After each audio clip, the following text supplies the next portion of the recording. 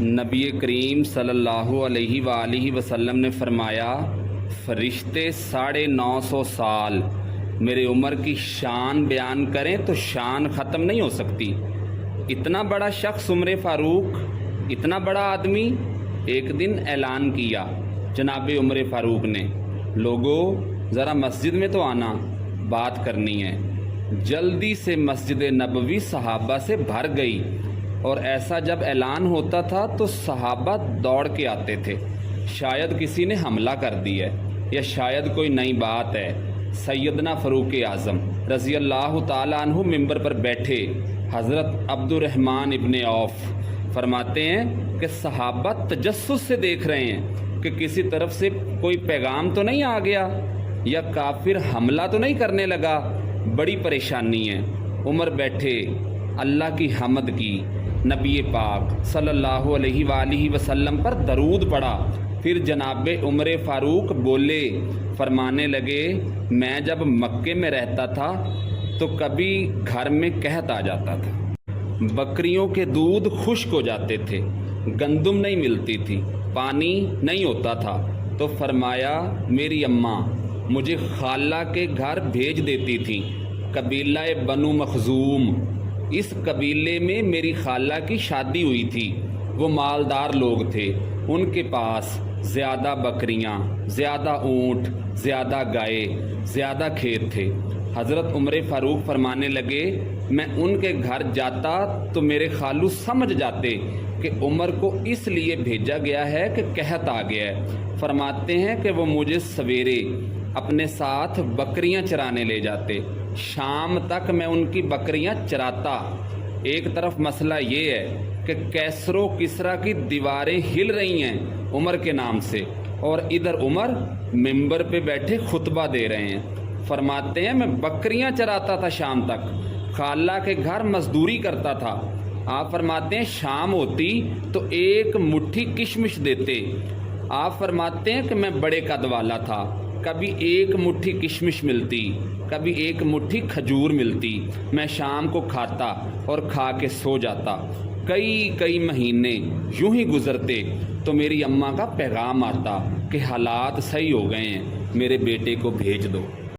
یہ بات کہی تو عمر رونے لگے اور پھر فرمانے لگے، اب وہ وقت آیا ہے کہ لوگ مجھے امیر المومنین کہہ کر پکارتے ہیں۔ بس یہ 2 باتیں عمر نے کیں اور کہا چلو اب ظہر کا وقت ہو گیا ہے، اذان پڑھو۔ اذان ہوئی، اقامت ہوئی، جناب عمر نے نماز پڑھائی، لوگ چلے گئے تو سیدنا عبد الرحمن ابن عوف کا بڑا ہی یارانہ تھا جناب عمر فاروق سے۔